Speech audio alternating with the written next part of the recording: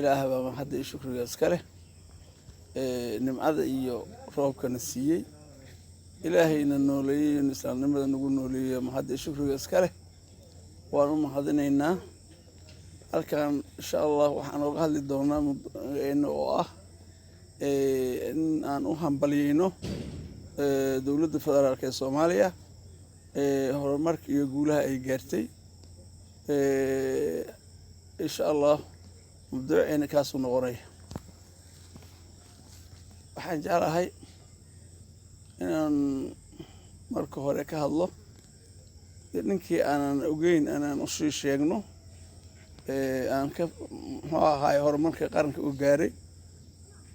taasoo ah xagga maxay ahayd horumarka arrimaha dibadda safaaradihii Soomaaliya ee la aasay la gatay oo ay sida Mareykanka oo kale safaaradiisii waan uga hambalyeynaya dawladdu guusha ay ka gaartay arrimaha dibadda marka arrimaha gudaha u soo noqdo dawladdu waxay raadinaysaa waa la ogyahay dawlad bay rabtaa annagana waxaan rabnaa dhaqaale sadbursi ah oo ummadda Soomaaliyeed qaranka Soomaaliyeed lagu afgambiyo midaas aqal galma kooxda halkaas ugu tagtay Kismaayo baadilinta ah qaran dumiska ah ummadda Soomaaliyeed hore u gatay maantana rabo inta yarta inay dhimistiraan موقفك أي دولة قاضتي أد ما نروح نبليني موقفك أي دولة قاضتي نوع قلبها هذا ونروح نبليني ما دام أنو نهاي دتكي وحكرتكي أغويهنكي ومد الصوماليات ونكو غصبنا ما دام أنا شلي نكو اللي قد دورتك اسمايو أفرتي نكمدها دولة وحن عليه تلابل القادين haka waabina oo halkeeda ka sii wada insha Allah baad guuleysanaysaa waana guuleysateen dadkuna waxay u baahan yihiin dawlad waxay u oomin yihiin dawlad shacbiga Soomaaliyeed dawlad buu rabaa waxa dawlad keena ma deeqaan hal shay aqlagal way la noqon weyday oo dawladana ka shaqeynayso shacba halkaasi ku dulman xuquuqda ay lahaayeen la diiday إن دولتنا هدنا أي تراهدو هل قبيل بان دنيننا ومدة كلنا مايا هل كاسنا مايا كوة تجين وحنو شيء عدالة درا ماشي كده على الدنود ميل أي كده على مجد أحمد مدوبي دور الشام الصمين ولوجه ده نولبه برلمان كوا برلمان كيسي وسيدي سودسان قدامي كحي وحول بقى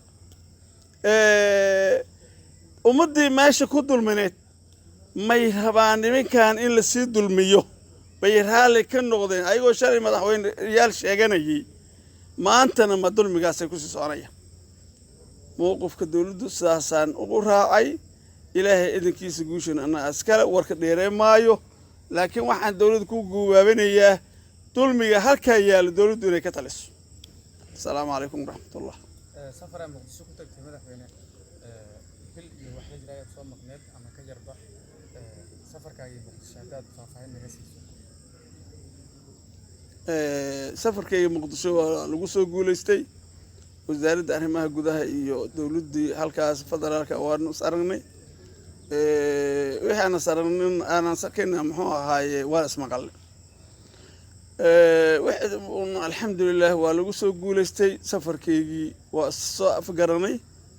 الله إدي شغو كلها هالكاس أرمها كسمايو أما جبضة دحي أما جبضة هوسة جبلا مد هدان مركا أن قدر صدو مقدسو waxyaabaha aan ku arkay waxaad meel horumar iyo dadnimo iyo dawlad laga raadinayo waxaan arkay umad la yaab leh qabiilkeed muddo hadda yar laga horumarayo laga baxayo dadka reer Muqdisho waan amaanaya aad baan u amaanaya samirka iimaanka ay leeyihiin aan ku amaanaya kooxda halka aaday ee airportka ka baxaysay maalintii la soo celiyay go'aanka ay reer Muqdisho ka qaateen aad baan ugu faraxsan kooxda yaad ula jeedaa waxaan ula jeedaa kooxdii dhigmeeradka ahayd dalka hore u iibsanaysay ee maantana dalkii cadowgii la soo saftay sharciga caalamka iyo kan dowladeedba waa qabaan in nimankaasi jeed maxkamad lagu saaro waayo cadowga Soomaaliyeed ee soo jireenka 1965 iyadoo 2 sano dawlad yihiin Kenya ayaa Jomo Kenyatta wuxuu hunguriyay kan Sooma ilaa ay Kismaayo ana askalay aabihii waa maantana kii kale halka taagan ayagii baa saxb u tumaya war haddii Xasan la farmaajo la dagaalsan hase ala khayr la dagaalsan ma dalka la dagaalaya ma dalka la iibinaya ma dalka cadowga loo dhiibaya maya Xasan Sheekh iyo Shariif waxa ka dhihi maayo waxay sameeyeen caalamka og Xasan Sheekh waa isagii dhagax buu dhigay farmaajo dhagaxiisi yaa ka horeeyay ee dhagaxyada Muqdisho ku bilaabay taariikhda qoraysa nin walba noo qoranta Xasan Sheekh haduu dadka mooday inay maatayiin dadku way aamusan yihiin laakiin way ku ogi waxa sameeyay adigina ogta Ilaahina waa ogi ninkii yiri waa tahay uma baahan ciidan Soomaaliyeed oo ruqsay 2,000 oo qof hal maran waxa tahay ninkii yiri shalay askari ilaa generaal uma baahanay ninka $100 igu shaqeyneen aniga war ma saa loo shaqeeyay qaran Soomaaliyeed loo shaqeeyay in la iska aamuso roon ummadda Soomaaliyeed ninkii og waa og yahay ninkaan ogeyn waxaan u sheegaynaa in Xasan baadalkiisi uu qodayo markii uu leeyahay Muqdisho dhagax la dhigay taa meesha uga baxaya Shariif oo Soomaaliya ninkii kaliya rajo laga leeyahay oo ahaa la lahaa talo farmaajo ka odaga iska reebi doona waa ninkii kaliya farta loo taagay buu nin islaama Soomaaliya ayaa loo haystay in baadilka dadka dhiigiisi ku tumanayo ee qabiilka u duubtay ee dani ee qabiil wada in inta dani duubsado ee halka tago Shariif aad baan uga xunna Shariif wuxuu ogeyn dhibaatada halka ka jirta ee lagu sameynayo labada reer oo halka degtay waxaan ahayn ee madax lagaga tumanayo dadkii xaqooda dalka ku lahaana muxuu ahaaye halkaas aanan ka hadli karin ninkii hadlana badala barayo marka Shariif waxaan leenahay halkaas martay waxa kale ka hadlaya ninka badda hawada jibiyay nimankaas waa qaran dumis madaxweynaha jamhuuriyadda Soomaaliya ayaa amarkaas oo ka soo baxay ayagaba ma ogolaadeen ayagoo madaxweynaha in amarkooda la jibiyo waxaan maqlay Cabdiraxmaan Abshakuur oo leh awood u maleey iska daayo awood waxay u leeyahay adiga inay rabaan ku yeelan laakiin waxa ka xishoonaya waxyaabo badan oo ka xishoonay Shariif Xasan shalayna isaga gaday 3 gobol maantana isaga hawada u jibiyay ninkii shalay dilaalka uu ahaa maantana dilaalka Soomaaliya lagu dilay Shariif Xasan abaka weligii Soomaaliya wixii dhibaato looga dhimayo Shariif Xasan ka mas'uulaha waxa kale in sheegaya ninka la yiraahdo Abdikariin labada nin oo wada jibisay ahaayeen halkaas hawadi labada nin Abdikariin hadee laba wasiir loo dhiibay labada wasiir waa ku fashalmay gobol baa madaxweyne looga dhigay waa ku fashalmay wax maanta ku hadlaa waxaan taaqay ayaa lagu la yaabin oo umad saha oo sheegto Abdikariin ayaa lagu la yaabin guud ahaan meesha waxa isugu tagay waa qaran dumis dawladda talaabada ka damacsanta iyada taqaan laakiin waxaan leeyahay Soomaaliyeey kuwaas laga digtoonaado assalaamu alaykum waraxmatullah ali madaxweyne la doortay aheed oo Soomaaliya lagu doortay dawladdu kuma aqoonsanaa waxay sheegaysaa hadda warqad ka soo baxday wasaaradda arrimaha gudaha in ay xuli doonto xildhibaano Jubbaland mar haddii ay saa tahay ma laga yaabaa in ay soo shaqada adiga oo madaxweynimo ay qol kale alxamdulillah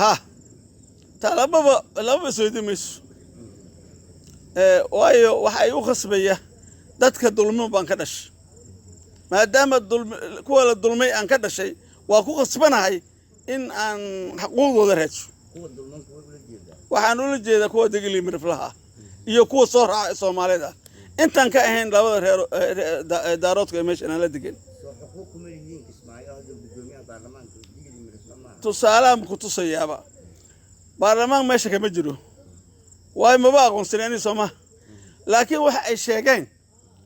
75 baa lagu sheegaa toddobaatan shanta saddex iyo labaatan toddobaatan iyo labaatan konton iyo saddex daarood baa leh labaatan iyo labana Soomaalida leh oo dhan Soomaaliya oo dhan oo kale baa leh maxay ku dhacday marka ma inay kuwaas loo sacabto ma marka waxyaabahaas lama waayin in la yiraahdo maxaad meeshan qaldan kibir iyo waxa loo diiday dadku wala dareemay marka nin qori ku yimid kan ximaayo ummadan dadka meesha isugu tagayna wax ka wanaagsan kulligood ninka beenta u taabtumayaan kulligood saa ka wanaagsan Axmed Madoobe ka wanaagsan ku tagay meesha Axmed Madoobe dhibka sameeynayo ayaa ka wanaagsan kuwa meesha tagay Axmed waa nin wax raba liya male waa u sameeyna u galgalyooni laakiin kuwa kan warda waa arkayaan dhibaatada jirtay may ka raadiyaan ummadda Soomaaliyeed maslaxad waxa la dawladda Soomaaliyeed halka ay ka wado dhismaha ciidanka waan ugu hambalyeynaya waxaan ugu hambalyeynaya dhibaatada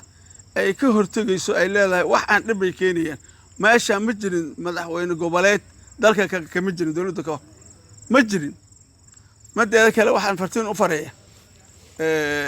kooxaya noocaasa dadka yiraahdo sida koonfur galbeed war koonfur galbeed dawlad baa ka jirta ninka meesha saaran madaxweynaha ahi ma ahan nin shisheeye ma waa nin degeli marflah waa nin marflah waa nin 98 waa nin xariina abi isirna halka aftirsina ogole waay maalin walba ay u leeyihiin kuwa raba in annaga dhaxdeena dagaal ka sameeya ee ficilka ka raadiya kuwaas waxaan leeyahay baadilimatii warkiina waa diidin mas'uul baan leenahay madaxweynaan leenahay madaxweynaha si kalsooni baan ku dooranay annaga dooranay waana noo haynay ilaa 4 sano uu ka dhamaysto marka waxaan leeyahay kuwaasna maxaa is leedahay hadalkan ku halqabsiga koonfur galbeed in ula jeedaan madaxda mar walba sida koonfur galbeed oo kale tiraa sida koonfur galbeed oo kale waa lit waxa la isku liido weey waayo wax meesha socda waa lit wadada la liido mani uma jirtaan nina naguma khasbi karo sida aan rabnay bay wax u baxeen laakiin sida aan rabtaan aan diidnay siyaasad ahaan maxay ula jeedaan maxay ka helayaan waxay ka helayaan in annaga dhaxdeena isku dhacno in annaga dhaxdeena Shariif Xasan waxaan ahayn wax xukumi kara kuwaan la yiraahdo taasina waa diidnay